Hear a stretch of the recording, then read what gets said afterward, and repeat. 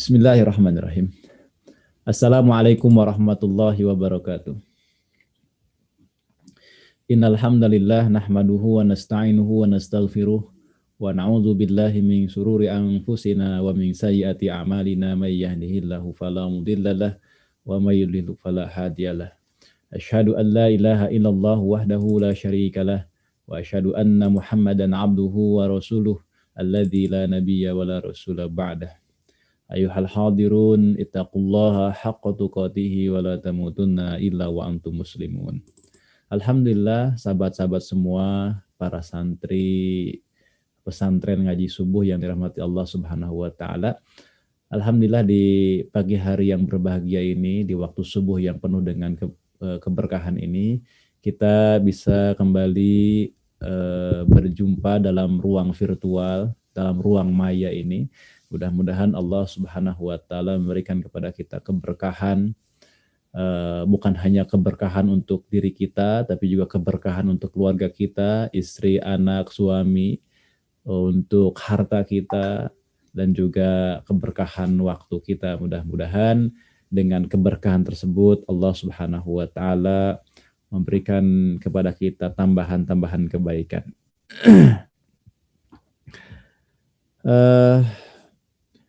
Iwafila yang dirahmati Allah Subhanahu wa taala, insyaallah di pagi hari ini kita akan mengkaji berkaitan dengan suplemen dari ilmu hadis, karena ilmu hadis sudah selesai. Sejak edisi 27 itu sudah selesai kajian ilmu hadisnya. Adapun mulai edisi 29, episode 28 dan sekarang 29 itu adalah suplemen. Yakni kita hendak mengenal kitab-kitab hadis Nabi Shallallahu Alaihi Wasallam. Nah, oleh karena itu ini tidak akan lama lagi kita akan menyelesaikan kitab ini, insyaallah ya.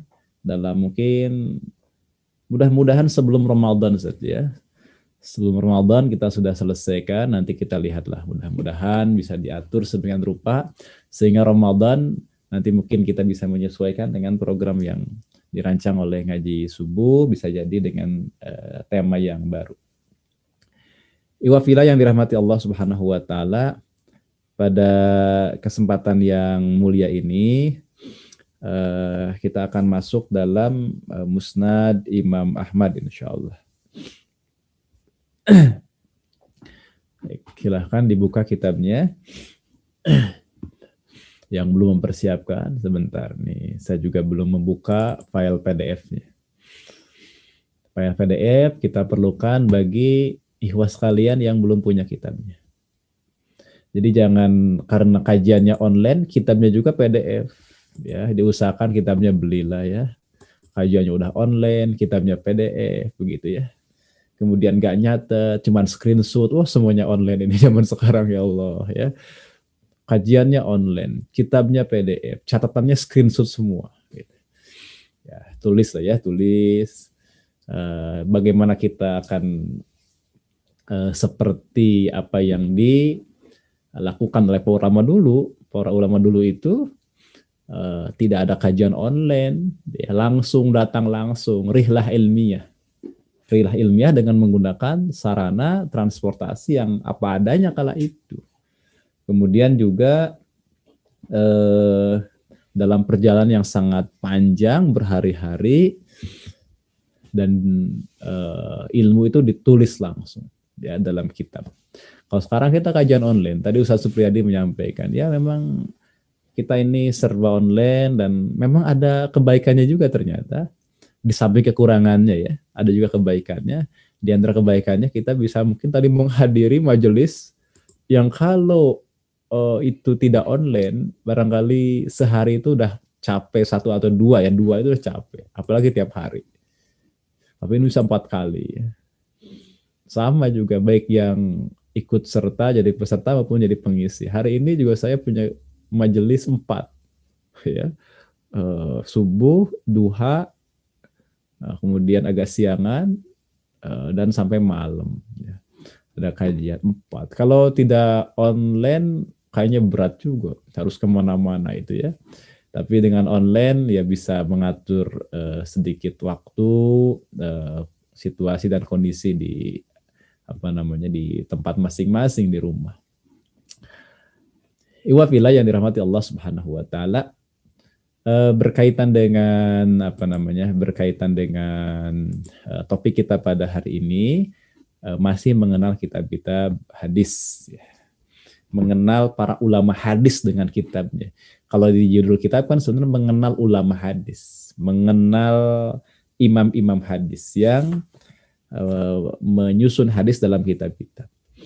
Tentu saja kalau kita mengenal personnya, itu juga mengenal karyanya. Jadi mengenal mengenal kitabnya, insyaallah ya. Dan kemarin kita sudah membahas atau mengenal Muwatta'nya Imam Malik, dan yang sangat monumental. Bahkan disebut-sebut sebagai kitab yang paling sahih di kolong langit ini setelah Al-Quran, ya Muwatta' Malik. Sebelum eranya Sahih Bukhari dan Sahih Muslim ya. Jadi yang paling sahih di kolong langit ini ya tiada lain Muwatta' Imam Malik sebelum eranya Sahih Bukhari dan Sahih Muslim.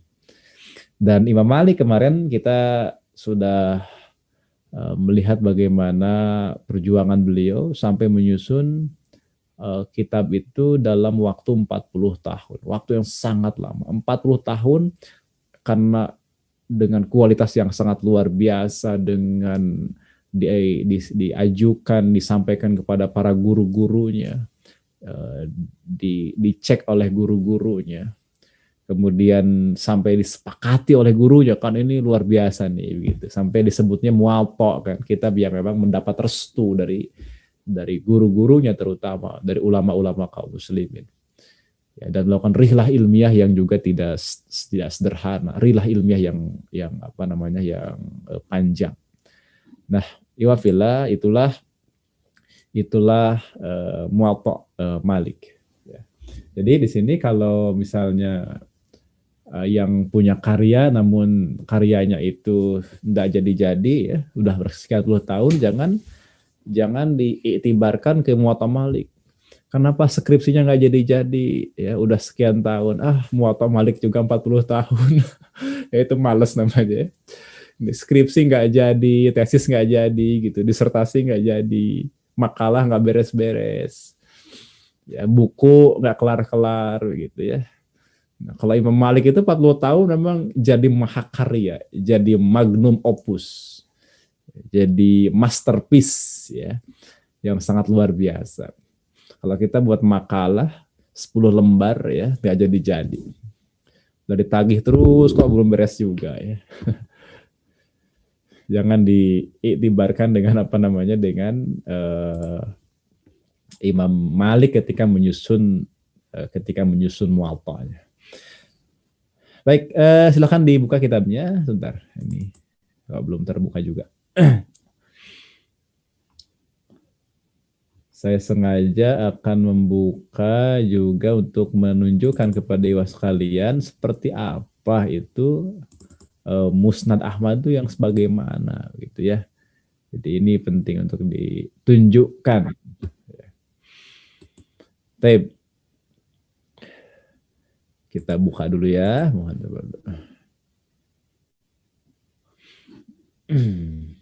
Musnad Ahmad bin Hanbal.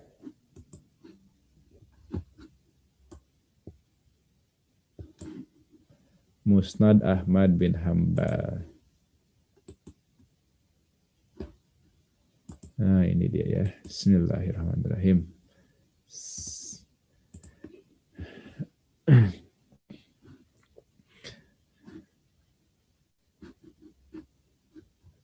Alhamdulillah. Ternyata benar. Ini Musnad Ahmad bin Hanbal. Baik.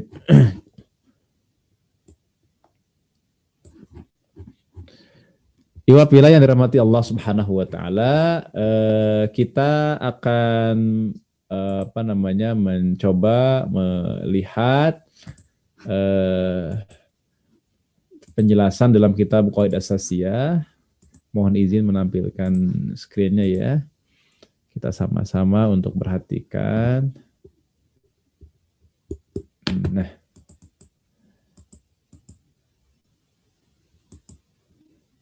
baik.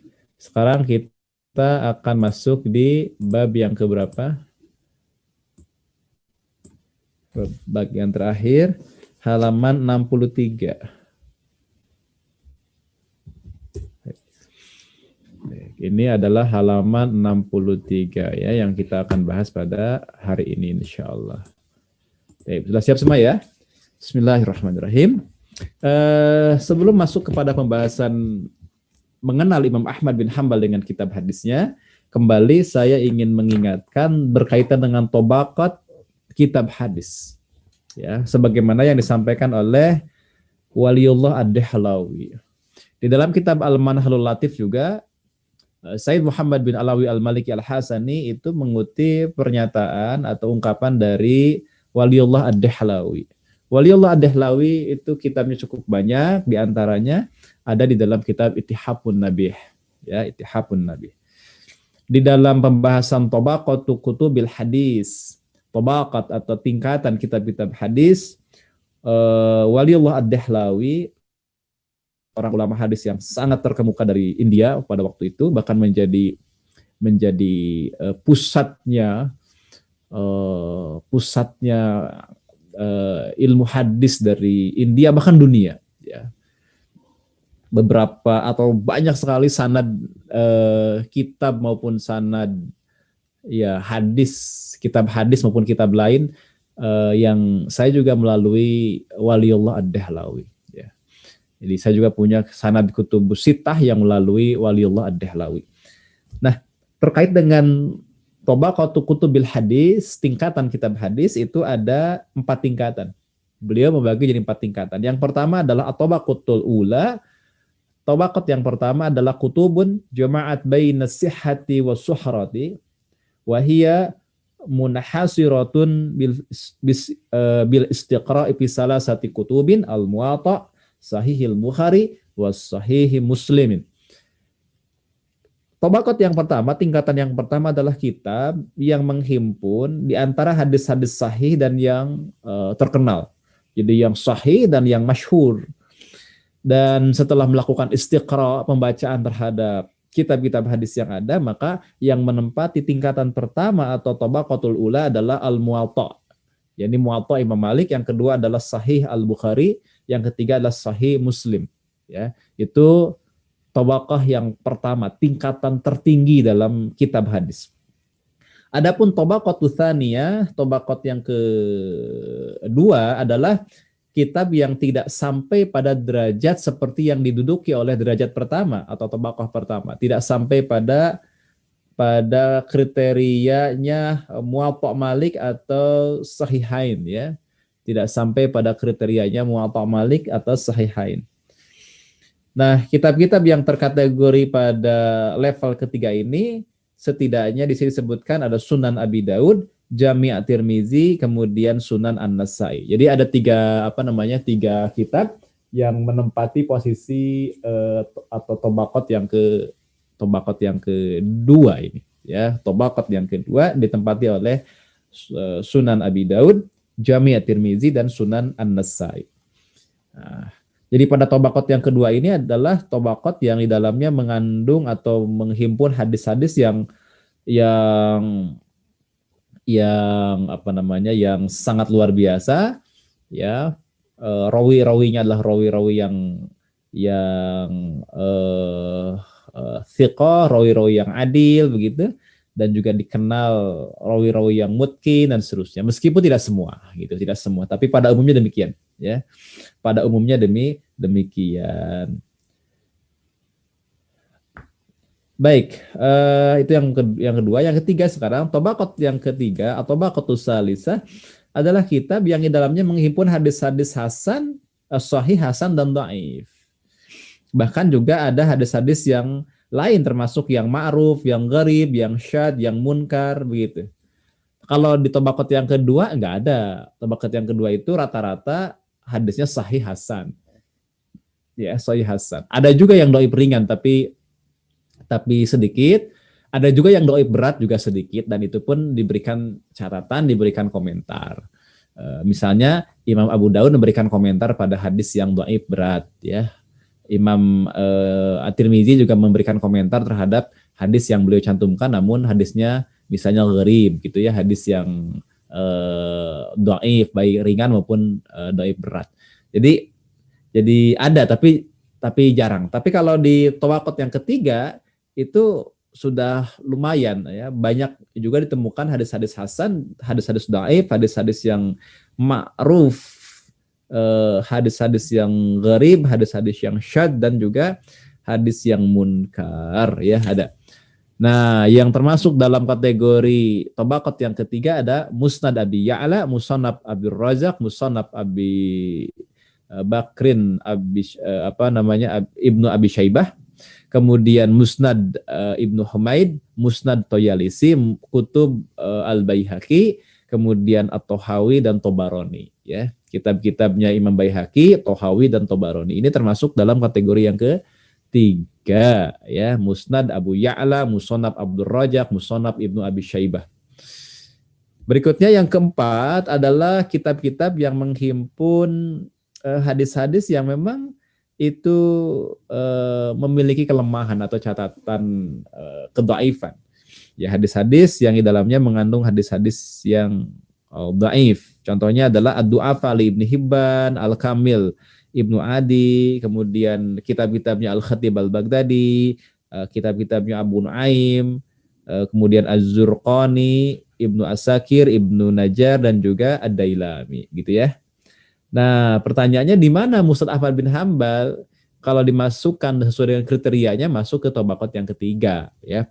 Tabaqat yang ketiga itu adalah kitab yang menghimpun hadis yang di dalamnya ada hadis sahihnya, hadis hasannya, hadis dhaifnya, bahkan hadis yang tingkat kedhaifannya ada juga yang dinilai parah. Itu ya. Jadi Tabaqat ketiga yang lebih cocok ditempati oleh Musnad Ahmad bin Hambal menurut kriteria yang dibuat oleh Waliullah Ad-Dahlawi dalam kitabnya. Karena beliau membagi kitab hadis menjadi 4 tingkatan. Tabaqat 1, 2, 3, dan 4. Kalau yang 4 yang menghimpun hadis-hadis dhaif. Seperti Al-Kamil ya. Al-Kamilnya Ibnu Adi, Ad-Du'afanya Ibnu Hibban. Baik, ayo al-ikhwah yang dirahmati Allah Subhanahu wa taala, mari kita lihat bahasan kita pada pagi hari ini, yakni Ahmad bin Hambal. Kemarin Muwatta Malik. Muwatta Malik itu karya Imam Malik, Malik bin Anas yang merupakan gurunya Imam Syafi'i. Kalau Ahmad bin Hambal itu adalah muridnya Imam Syafi'i, ya. Jadi kalau kalau Imam Malik adalah gurunya, kalau Imam Ahmad adalah muridnya Imam Syafi'i. Imam Syafi'inya kok nggak disebutkan di sini, nggak ada, karena Imam Syafi'i lebih dikenal sebagai fuqaha yang menonjolnya ketimbang sebagai muhaddisnya. Kalau Imam Ahmad juga fuqaha, tapi yang menonjol dari beliau adalah muhaddisnya dengan kitab hadisnya kan. Imam Malik juga sama, beliau fuqaha. Dua-duanya baik Imam Ahmad maupun Imam Malik adalah sahibul mazhab, pendiri mazhab. Tetapi yang menonjol dari Imam Malik adalah kitab Muwatta'nya itu sebagai muhaddisnya. Tapi kalau Imam Syafi'i yang menonjol dari beliau adalah seperti karya Ar-Risalah atau Al-Ummiyah yang itu bercorak fikih ya, usul fikih. Sehingga beliau tidak dimasukkan. Meskipun beliau juga ahli hadis. Saya punya kitab judulnya adalah Al-Imam Syafi'i wa Asaruhu fi Ilmil Hadis. Imam Syafi'i dan atharnya ya, atharnya dalam ilmu hadis ya.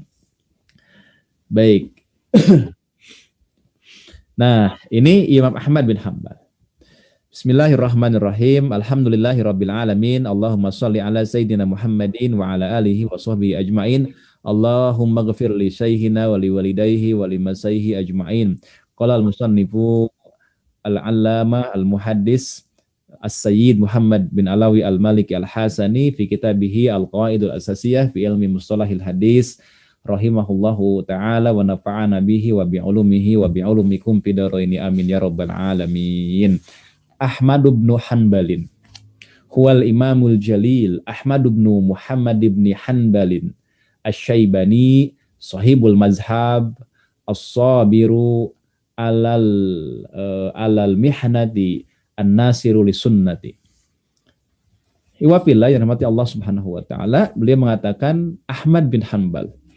Beliau adalah imam yang agung, al-Imam al-Jalil. Namanya adalah Ahmad bin Muhammad bin Hanbal Asy-Syaibani. Ahmad bin Muhammad. Nama-nama pada zaman dulu memang nama-nama yang sangat sederhana ya. Ahmad, ayahnya Muhammad. Kalau kita zaman sekarang memang biasanya nggak afdol kalau tidak punya nama yang minimal tiga kata. Misalnya kita punya anak Muhammad apa gitu. Muhammad Rojab misalnya ya, Muhammad Rojab Nasrullah misalnya begitu. Nah itu zaman sekarang 3 suku kata, ada 3 kata maksudnya. Ada juga yang mungkin sampai 4 kata.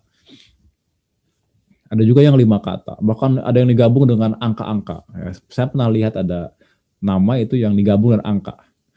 Ya, misalnya tadi misalnya Muhammad Rajab ya 1453 misalnya, ya Allah. Itu kasihan nanti ya, anaknya kasihan nanti.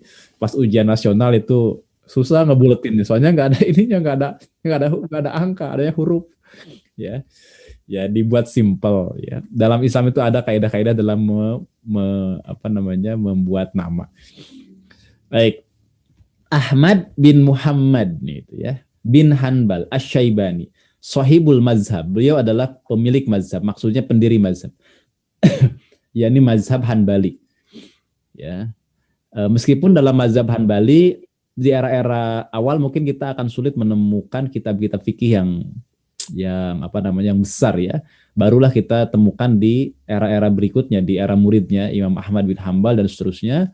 Dan termasuk salah satu kitab fikih yang sangat terkenal yang merupakan kitab Muqarranatul Mazahib, perbandingan mazhab dengan tarjihnya Hanbali adalah Al-Mughni, karya dari Ibnu Qudamah Al-Maqdisi. Itu kitab yang sangat luar biasa. Ya. Kitab yang patut dimiliki lah ya, dimiliki. Alhamdulillah saya punya kitab Al-Mughni karya Ibnu Qudamah itu, dan memang luar biasa. Dan beliau dikatakan sebagai sahibul mazhab. Kemudian beliau adalah orang yang sabar menghadapi berbagai macam cobaan, berbagai macam fitnah. Karena beliau kan termasuk orang yang berani untuk menyatakan hak ya, kalimat yang hak di depan penguasa yang zalim. Jadi cobaan, fitnah dan juga penderitaan yang beliau alami itu sangat luar biasa. Ya, beliau adalah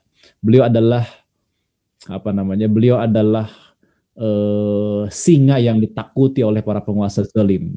Ya, tinta-tintanya tajam, lisannya itu tajam dan itu mampu mengoyak pendengaran dan telinga orang-orang yang zalim. Itulah Ahmad bin Hanbal. An-Nasiru lis-Sunnah, beliau adalah penolong sunnah ya, menolong sunnah Nabi Muhammad sallallahu alaihi wasallam. Kalau kita membaca kisah hidup beliau luar biasa ya, dalam biografinya luar biasa. Nanti silakan dibacalah ya, banyak biografi yang berkaitan dengan beliau. Kalau di dalam kitab Al-Manhlul Latif itu ada beberapa penjelasan tambahan. Beliau itu digelari dengan Syekhul Islam. Ya, jadi bukan hanya sebagai imam mazhab, namun juga beliau digelari sebagai Syekhul Islam. Kalau Al-Imam Al-Jalil itu biasa, tapi kan tidak semua orang dikenal dengan sebutan Syekhul Islam. Ya, di beberapa mazhab juga tidak semua menyandang gelar Syekhul Islam. Dan beliau dikatakan sebagai wa'ahadul a'immatil a'lam, sebagai salah satu a'immah, para imam yang terkenal pada waktu itu di antara imam-imam yang lain. Itu ya, sekilas berkaitan dengan beliau. Kemudian dilanjutkan, beliau digambarkan oleh Said Muhammad bahwa asluhu min Marwa wa kana abuhu min Sarakhsi. Jadi dikatakan di sini asalnya beliau itu dari Marwa, sedangkan ayah beliau dari Sarah ya, Sarh ya, Sarah ya. Jadi beliau dari Marwa, sedangkan ayahnya dari Sarh. Nanti itu daerah mana itu? Nah, nanti kita lihat ya. Nah, beliau itu dilahirkan di Baghdad. Jadi pokoknya daerah-daerah nanti di petanya ada. Saya lupa ya, belum buka. Ada di peta eh, peta-peta klasik begitu, peta-peta klasik yang menunjukkan penggambaran tentang rihlah ilmiah dan juga lahir dan wafat para ulama zaman dulu. Taib. Kita lanjutkan berikutnya dikatakan di sini setelah disebutkan beliau dari mana, ayahnya dari mana, kemudian Said Muhammad mengatakan wa mauluduhu fi Baghdad fi Rabi'il Awal sanata arba'i was sittina wa mi'atin. Wa tufiya biha dhahwata yaumil jumu'ati ats-tsani asyara min Rabi'il Awal sanata ihda wa arba'ina wa mi'ataini. Beliau mengatakan bahwa beliau yakni Imam Ahmad bin Hambal itu dilahirkan di Baghdad ya pada bulan Rabiul Awal tahun berapa ini 164 Hijriyah. Jadi beliau dilahirkan di bulan Rabiul Awal tepatnya pada tahun Arba Wasitina wa mi'atin. Jadi 160 Hijriyah. Kemudian beliau wafat itu pada dohwata yaumil jumu'ah. Yani dohwah itu adalah pagi hari ya atau pertengahan hari. Di sini lebih tepat pagi hari Jumat tanggal berapa? 12 dari bulan Rabiul Awal ya. Beliau wafat pada tanggal 12 Atsani asyara min Rabiul Awal. Tahun berapa? Tahun ihda wa arba'ina wa mi'atain. Yaitu pada tahun 241 Hijriah. Jadi beliau memang hidup pada abad ketiga Hijriah. Ini adalah era-era periwayatan hadis. Jadi abad kedua, abad ketiga, abad keempat sampai abad kelima itu kan memang era periwayatan hadis. Era periwayatan hadis. Beliau di sini hidup pada abad ke 3 Hijriyah. Wafat tahun 241 Hijriyah. Baik ya, itu tentang biografi singkat beliau. Nah, iwafillah rahmati Allah Subhanahu wa taala, sebenarnya kita bisa baca dalam beberapa kitab biografi beliau yang lain ya. Ada yang khusus membahas tentang manaqib atau biografi Imam Ahmad bin Hambal, terutama di kalangan mazhab Hambali banyak itu kitab-kitab yang menyebutkan atau yang menuliskan berkaitan dengan manaqib atau biografi Imam Ahmad bin Hambal. Atau yang umum misalnya kita bisa baca dalam kitab Syiarul A'lamin Nubala karya Imam Az-Zahabi, juga disebutkan biografi beliau. Nah, beliau itu melakukan rihlah ilmiah, kemudian melakukan perjalanan dalam menuntut ilmu, dalam mencari hadis itu ke berbagai macam tempat. Jadi beliau itu belajar di tempat kelahirannya itu sampai dengan tahun 183. Belajar ilmu sampai 183. Kemudian beliau itu thumma rahala ba'da dzalika li talabil ilmi. Jadi kemudian beliau itu melakukan rihlah, perjalanan untuk mencari ilmu ke beberapa tempat. Kemana itu? Ilal Kufah, wal Basrah, wa Makkah, wal Madinati, wal Yaman, wal Syam, wal Jazair, ya, wal Jazirah, ya. Kemudian dikatakan di sini termasuk ke Aljazair di sini ya. Bukan hanya ke Basrah, Makkah, Madinah, Yaman, Syam, dan juga ke semua jazirah Arab sampai ke Aljazair. Di kitab yang lain disebutkan di situ. Jadi perjalanan beliau kemana-mana dan itu dilakukan dengan alat transportasi yang sangat sederhana pada waktu itu. Baik. Kemudian komentar para ulama terhadap beliau juga luar biasa. Para ulama telah memberikan endorse ya atau pandangan yang positif kepada Imam bin Hambal, dan para ulama telah menyebutkan dalam kitab-kitab mereka, termasuk yang didokumentasikan oleh oleh pengarang kitab-kitab manakib atau kitab-kitab biografi, kitab-kitab yang menghimpun biografi para ulama. Itu juga dituliskan berkaitan dengan penilaian positif atau pujian-pujian dari para ulama sezaman bahkan. Ya, kalau ulama sezaman kan belum ada kitab ya untuk menuliskan biografinya, tapi diriwayatkan. Jadi endorse tadi itu, penilaian positif tadi itu diriwayatkan terus ya. Dan itu didokumentasikan oleh para ulama termasuk oleh Imam Az-Zahabi. Imam Az-Zahabi termasuk yang banyak mendokumentasikan ya. Mendokumentasikan penilaian dari para ulama. Dan penilaian para ulama itu sangatlah banyak, termasuk dari Imam Syafi'i sendiri. Imam Syafi'i bahkan memuji Imam Ahmad bin Hambal, beliau adalah gurunya kan Imam Syafi'i itu, tapi memuji Imam Ahmad bin Hambal sebagai orang yang paling paham tentang hadis. Sebagaimana Imam Ahmad pun memuji Imam Syafi'i. Ya. Kalau Imam Ahmad memuji Imam Syafi'i adalah sebagai orang yang dia itu fakar fikih, fakar hadis. Jadi saling puji antara guru dengan murid. Kalau Imam Syafi'i memuji Imam Ahmad sebagai orang yang sangat pakar dalam hadis. Sampai-sampai dikatakan, jika kalau ada hadis yang bermasalah, maka tolong kasih tahu aku. Dan pujian itu kan sangat luar biasa. Ketika pujian datang dari guru itu kan luar biasa. Ya. Kalau pujian datang mungkin dari murid itu biasa, ya bisa jadi ya biasa. Tapi kalau ketika pujian dari guru itu luar biasa. Oleh karena itu pujian dari Imam Syafi'i menurut saya udah lebih dari cukup untuk menggambarkan kehebatan dari Imam Ahmad bin Hambal. Ya. Beliau itu hafal 1 juta hadis. 1 juta ya Bapak ya. Yang beliau hafal 1 juta. Kalau kita hafal berapa hadis? Hadis arba'in hafal?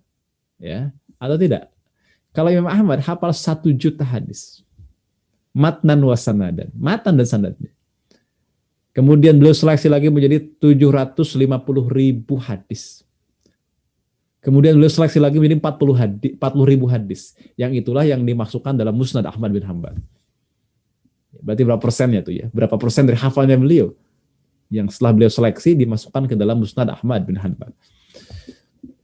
Jadi beliau memang luar biasa. Pujian-pujian yang lain itu banyak sekali, baik dari ulama sezaman maupun ulama setelahnya, termasuk dari murid-muridnya. Tapi menurut saya pujian dari guru tadi, walaupun 1 orang itu udah insya Allah mewakili semua pujian dari ulama-ulama yang lain. Baik, kita lanjutkan lagi. Ini adalah tahun lahir dan tahun wafat dari Imam Ahmad bin Hambal. Nah kemudian kita lanjutkan, walahu al-musnad. Ya.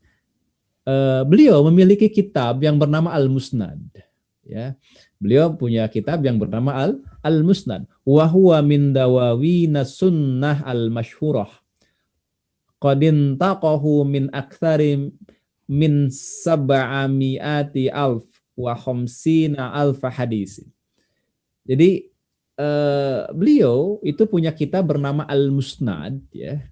Dan kitab ini adalah kitab yang merupakan salah satu dari kitab diwan min dawawin sunnah, merupakan salah satu dari kitab diwan sunnah. Yani kitab diwan itu kitab yang mengkodifikasi hadis, kitab yang mengkodifikasi hadis yang masyhurah, yang terkenal ya. Jadi kitab Musnad ini adalah termasuk kitab yang terkategori kitab diwan. Bahkan di era-era awal sebelum datangnya kitab-kitab diwan berikutnya. Jelas ya? Jadi ini adalah huwa min dawawin sunnah al-masyhurah. Kitab diwan sunnah yang masyhurah, yang terkenal. Nah, dan beliau mengatakan ya maksudnya Said Muhammad mengatakan bahwa beliau yakni Imam Ahmad bin Hambal itu telah melakukan seleksi ya, telah melakukan seleksi. Beliau mengatakan bahwa sungguh Imam Ahmad itu sudah melakukan intaqahu min aktsari min sab'ami'ati alf wa khamsina alf hadis. Jadi beliau sudah melakukan seleksi ya, melakukan tanqih gitu terhadap 750.000 hadis ya, 750.000 hadis. Kalau di kitab Al-Manhalul Latif di sini ya ungkapan yang lebih tepat itu begini ya. Jadi ini adalah seringan dari awalnya 1.000.000 kemudian disaring jadi 750.000 ya. Kemudian berikutnya jadi Musnad Ahmad yang itu 40.000 itu. Itu ya. Nah, ini dia betul ya. Jadi memang disaring dari 750.000 hadis. Baik, apabila yang perlu dicatat di sini hadis-hadis yang beliau sebutkan tadi itu yang 1.750.000 itu beliau hafal. Dan mungkin kita pada hari ini ketika mendengar ini benar nggak ya gitu. Ada orang yang bisa menghafal hadis sampai 1.000.000 hadis atau paling tidak 750.000-an hadis. Betul nggak ini? Ya. 750.000 bukan tanpa ribu ya. Ribu ini. 750.000 hadis yang beliau hafalkan. Dan ini bukan cerita kosong, ini nyata nyata. Tapi memang ada juga orang yang dikagumi oleh Imam Ahmad ya, yakni Yahya bin Ma'in. Beliau dikagumi lagi karena beliau itu punya kehebatan lain, yakni bukan hanya hafal 1.000.000 hadis tapi menuliskannya di dalam naskahnya itu. Dan beliau Yahya bin Ma'in itu menuliskan 1.000.000 hadis dan diulang 5 kali. Berarti bayangkan, tangannya itu menulis 5.000.000 hadis. Baik, kita kembali ke Imam Ahmad bin Hanbal. Nah, di kitab ini disebutkan bahwa wa musnadu hadza yashtamilu ala 18 musnadan. Awaluha musnadul asyarati wa ma ma'ahu. Wa fihi min ziyadati waladihi Abdullah wa yasirun min ziyadati Abi Bakrin al-Qotai'i rawi an Abdullah. Beliau menyampaikan di sini bahwa kitab musnad ini mencakup 18 musnad, 18 bagian ya. Karena dibagi-bagi al-musnad dibagi menjadi 18 musnad. Kemudian dimulai dari musnadnya 10 sahabat. Yakni 10 sahabat yang dijamin masuk surga itu, dari mulai Abu Bakar As-Siddiq dan seterusnya. Kemudian beserta hadis-hadis lainnya.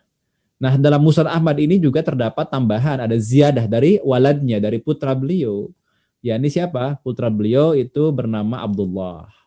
Kemudian juga ada sedikit katanya ziyadah, wa yasirun min ziyadati Abi Bakrin al-Qotai'i. Kemudian juga ada tambahan dari Abu Bakar al-Qutai'i, yaitu rawi musnad ya, dari rawi musnad ini dari Abdullah. Jadi beliau, kalau Abdullah adalah putranya, kalau Abu Bakar al-Qutai'i adalah rawi dari Abdullah. Abdullah itu berarti putranya. Rawi dari putranya Ahmad bin Hanbal. Jelas ya? Gitu. Jadi tidak semua adalah karya atau riwayat dari Imam Ahmad, tapi ada tambahan dari putranya dan tambahan dari rawi putranya. Taib. Yang berikutnya beliau mengatakan ya di sini ya di dalam kitab ini. Nah, ini. Kemudian beliau mengatakan bahwa wa qad istama'ala 'ala sahihi wal hasani wad dha'ifi alladhi yaqrubu minal hasani wa ma huwa aqallu min dalik. Kitab ini ya, kitab Musnad Ahmad ini sungguh memuat hadis-hadis sahih, kemudian juga hasan dan juga dhaif yang mendekati derajat hasan. Ya, yang mendekati derajat hasan, dan juga ada yang lebih rendah daripada itu. Artinya berarti dhaifnya lebih parah. Ya, di sini katakan Imam Ahmad ini menghimpun hadis dalam kitabnya, yakni hadis yang sahih, hadis yang hasan, hadis yang dhaif, namun dhaifnya dhaif yang dekat dengan hasan. Dan ada juga yang lebih rendah daripada itu, yang lebih ringan daripada itu, yakni berarti kedhaifannya parah. Kemudian yang berikutnya, bagaimana dengan pembahasan atau ungkapan bahwa ada hadis maudhu dalam kitab hadis tersebut, dalam Musnad Ahmad tersebut? Maka Said Muhammad menjelaskan di sini, ya, wa inna ma ma hukma alaihi bil wada'i min ahadisil musnad fahuwa mimma zadahu Abu Bakrin al-Qutai'i au Abdullah bin Ahmad bin Hanbal. Jadi beliau mengatakan bahwa penilaian terkait dengan hadis maudhu di dalam kitab Ahmad bin Hanbal gitu ya. Jadi mengenai hadis-hadis yang dihukumi maudhu, palsu maksudnya, dari kitab tersebut, dari kitab Ahmad bin Hanbal, itu berasal dari tambahan Abu Bakar Al-Qutai'i dan putranya Abdullah bin Ahmad bin Hanbal. Jadi kalau yang maudhu itu ada nggak? Ada. Tapi kalau menurut Said Muhammad ini adalah merupakan tambahan. Makanya beliau mengatakan kan, wa inna ma hukma alaihi bil wad'i. Jadi penghukuman, penilaian adanya hadis palsu di dalam kitab Musnad Ahmad bin Hanbal, ya, min ahadisil musnad fahuwa mimma zadahu. Ya. Itu merupakan tambahan dari siapa? Abu Bakrin Al-Qutai'i, dari Abu Bakar Al-Qutai'i. Abu Bakar Al-Qutai'i ini adalah rawinya Abdullah. Siapa Abdullah? Abdullah adalah anaknya dari Imam Ahmad. Dan juga selain tambahan dari Abu Bakrin Al-Qutai'i juga adalah tambahan dari Abdullah bin Ahmad, ya, Abdullah ibnu Ahmad bin Hanbalin. Jadi tambahan dari Abdullah bin Ahmad bin Hanbal. Jadi anaknya, putranya beliau. Begitu ya. Itu berkaitan dengan berkaitan dengan catatan Said Muhammad dalam kitab ini. Nah, memang singkat sekali. Kemudian saya tambahkan dari kitab ini, dari kitab Al-Manhul Latif, karya beliau, karya Said Muhammad, ya, Said Muhammad bin Ali Al-Maliki sama. Di dalam kitab Al-Manhul Latif memang ada beberapa tambahan yang cukup lengkap, ya, berkaitan dengan hal ini. Misal begini, ya. Misal begini. Di sini dikatakan bahwa nah ini, ya, disebutkan tentang penilaian atau endorse tadi para ulama. Ini disebutkan di sini berkaitan dengan kitab ini dan juga terkait dengan profil Imam Ahmad sendiri, ya. Contoh misalnya di sini ada penilaian dari dari Imam Asy-Syafi'i, ya. Jadi beliau mengatakan begini, kharajtu min Baghdad wa ma khallaftu biha afqah wa wala awra'a wala azhada wala a'lama min Ahmad. Ini adalah pujian yang sangat luar biasa dari Imam Syafi'i. Beliau mengatakan bahwa tidak ada yang lebih faqih, lebih wara', lebih zuhud, lebih a'lam, lebih berilmu daripada Ahmad bin Hanbal. Itu pujian yang sangat luar biasa kan. Kemudian juga dari ulama yang lain disebutkan, contohnya adalah Ibrahim Al-Harbi. Beliau mengatakan ra'aitu ka'annallaha qad jami'a lahu ilmal awwalina wal akhirin. Jadi keilmuan Ahmad bin Hanbal itu sampai begitunya, begitu ya. Jadi sangat luar biasa, tidak ada bandingannya lah gitu ya. Tidak ada bandingannya awal sampai dengan akhir. Kemudian juga penilaian dari Ibnu Abi Hatim misalnya, sa'altu Abi an Ahmad bin Hanbalin faqal idza ra'aita man yuhibbu Ahmada fa'alam annahu sahibu sunnatin. Allahu Akbar. Jadi Ibnu Abi Hatim nanya ke bapaknya tentang profil Ahmad bin Hanbal. Apa jawabannya?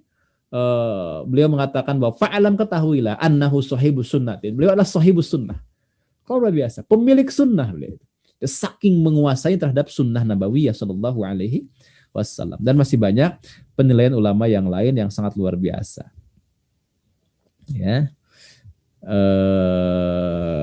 Termasuk juga misalnya penilaian-penilaian dari Ahmad bin Sa'id Ad-Darimi ya. Beliau mengatakan mar'aitu aswada ra'si ahfazul li hadisi Rasulullah sallallahu alaihi wasallam wala a'lama bi fiqhihi wa ma'anihi min Abi Abdullah Ahmad bin Hanbal. Allahu Akbar. Ini penilaian dari bukan orang sembarangan, dari Imam Ad-Darimi.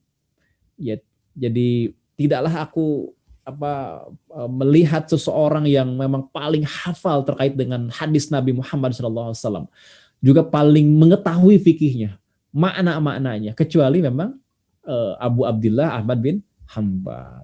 Ini pujian-pujian yang sangat luar biasa kepada beliau. Ya. Kemudian juga dari ulama yang lain, misalnya dari Ibnu Imad Al-Hanbali mengatakan kana imaman fil hadisi. Ya. Beliau memang imam dalam hadis. Kemudian imaman fil fikhi. Kemudian imaman fis sunnati. Imam dalam hadis, imam dalam fikih, imam dalam sunnah, dan seterusnya. Ini tentang beliau. Kemudian tentang musnadnya sendiri, Musnad Ahmad bin Hanbal, yakni kitabnya itu, memang beliau menulis atau mengkodifikasi hadis dalam kitab Musnad ini setelah melakukan seleksi atau penyaringan. Karena hafalan beliau sendiri ada 1 juta hadis, ya, 1 juta hadis, kemudian dibagi dalam 18 bab begitu, dalam 18 musnad, dan itu hanya mencantumkan wa qadish tahara inda kasirin minan nasi annahu arba'una alfa hadisin.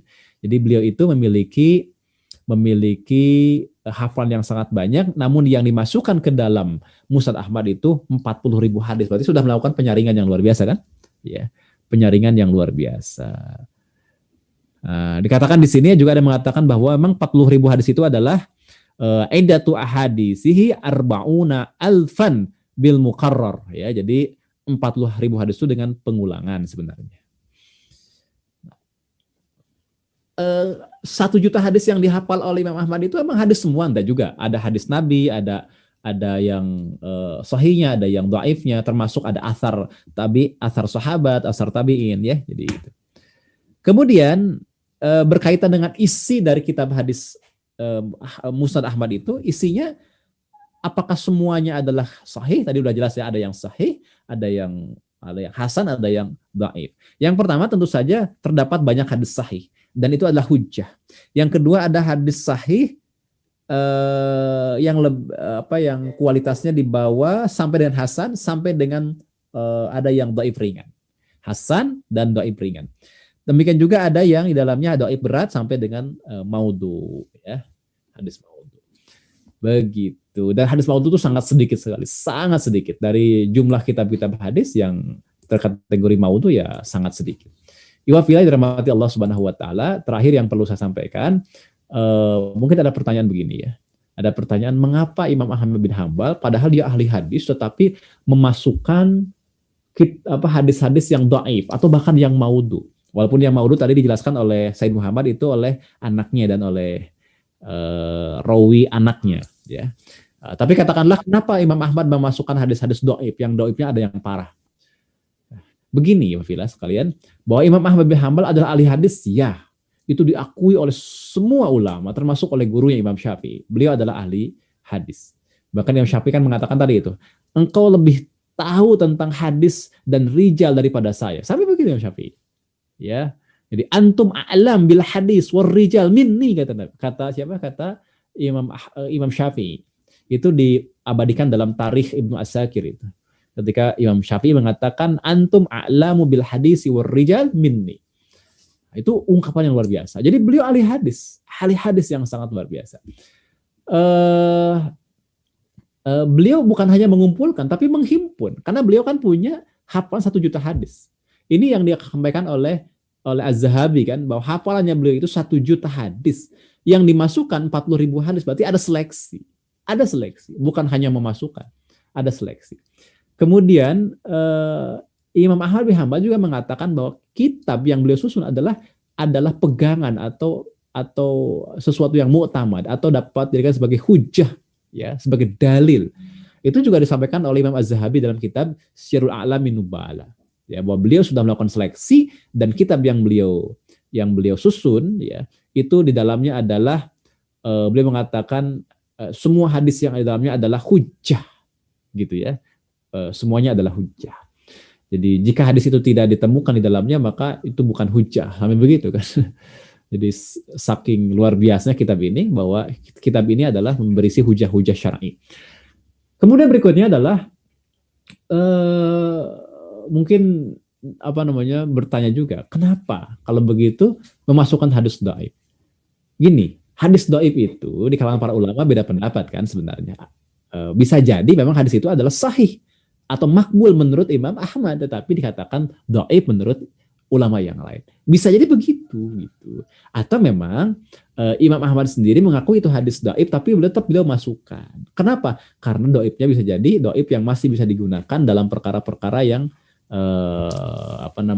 perkara-perkara yang fadail. Karena kan manhajnya beliau termasuk manhaj jumhur para ulama, kalau berkaitan dengan fadail, maka tasahalna fil asanid kata beliau. Maka kami itu memudahkan dalam masalah sana.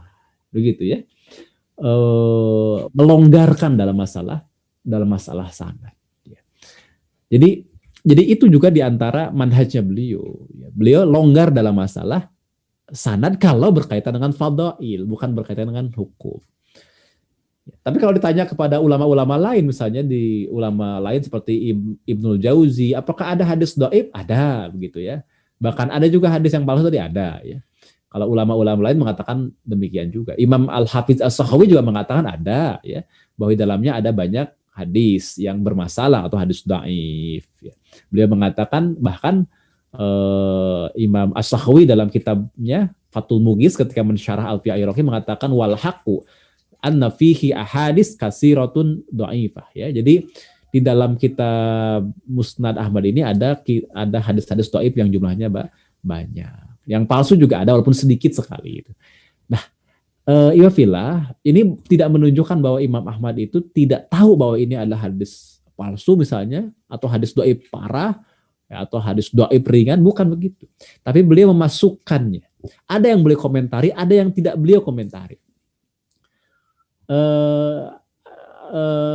Di antara kenapa tidak mengomentari hadis dhaif yang beliau masukkan dalam satu bab, ini disampaikan langsung riwayat ini oleh putranya beliau ketika mengutip pendapat atau ungkapan dari bapaknya. Jadi kurang lebih. Saya sengaja memasukkan hadis-hadis masyhur dalam kitab Musnad dan saya tinggalkan orang-orang di dalam perlindungan Allah. Kalau saya mau, karena saya akan meriwayatkan dari Musnad ini satu persatu. Tapi engkau tahu metodeku dalam hadis, saya tidak tinggalkan hadis dhaif jika memang dalam satu bab tidak terdapat hadis lain. Jadi memang itu adalah manhajnya beliau. Beliau tidak akan meninggalkan suatu hadis pun kalau dalam bab tersebut tidak ada hadis lain. Gitu ya. Jadi beliau tetap masukkan gitu hadis tersebut jika pada bab tersebut idza lam yakun fil bab, ya, ma yadfa'u, tidak ada hadis lain yang bisa digunakan. Nah, itu di antara sebab mengapa beliau memasukkan hadis dhaif di dalam kitabnya. Dan tidak selalu bahwa orang yang pakar hadis itu berarti harus menghimpun hadis sahih saja, nggak begitu, ya. Masing-masing memiliki manhaj. Kitab ini ditujukan untuk apa, begitu ya. Dan di bagian muqaddimah biasanya atau di catatan yang lain, dalam riwayat yang lain biasanya disebutkan apa maksud atau latar belakang dari penyusunan sebuah kitab. Nah, inilah diantaranya kenapa Imam Ahmad bin Hanbal melakukan yang demikian. Wallahu ta'ala alam. Akhirul kalam, itulah yang bisa disampaikan. Dan sebagai penutup ya dari kitab ini nih, kitab yang kemudian dijadikan sebagai judul ya dalam kajian kita, di kitab Sofahat min Sobril Ulama itu ada satu bab khusus tentang luar biasanya Imam Ahmad bin Hanbal, kesabaran beliau dalam belajar, dalam menuntut ilmu dan merilah ilmiah, dalam menghadapi penguasa yang zalim, itu luar biasa. Bahkan dalam rihlah dikatakan di sini Tofal Imam tofal imamu Ahmad bin Hanbalin ad-dunya marratain hatta jam'al musnad. Jadi Imam Ahmad bin Hanbal katanya tofa, mengelilingi ad-dunya, dunia marratain, dua kali wafillah, hingga berhasil menghimpun hadis dalam kitab Al-Musnad. Dan kemana saja perjalanan beliau? Beliau itu berjalan ke beberapa tempat yang sangat jauh. Di antaranya di sini beliau melakukan rihlah, ya, melakukan rihlah ilmiah ke daerah-daerah yang sangat luar biasa. Jauhnya pertama adalah ke daerah Syam, kemudian Maghrib, Aljazair, Makkah, Madinah, Hijaz, Yaman, Irak, Persia, Khurasan, dan daerah-daerah pegunungan dan pinggiran-pinggiran pegunungan tersebut. Nah, ini sesuatu yang luar biasa dilakukan dengan alat transportasi yang juga sangat sederhana. Tapi rihlahnya beliau itu sangat mengagumkan. Baik, wallahu taala alam, ya. Jadi itulah rihlah beliau tadi kemana? Kepada beberapa tempat, ya. Kepada Syam, Maghrib, Aljazair, Makkah, Madinah, Hijaz, Yaman, termasuk kepada Irak, Persia, dan Khurasan. Barakallahu li wa lakum. Assalamualaikum warahmatullahi wabarakatuh.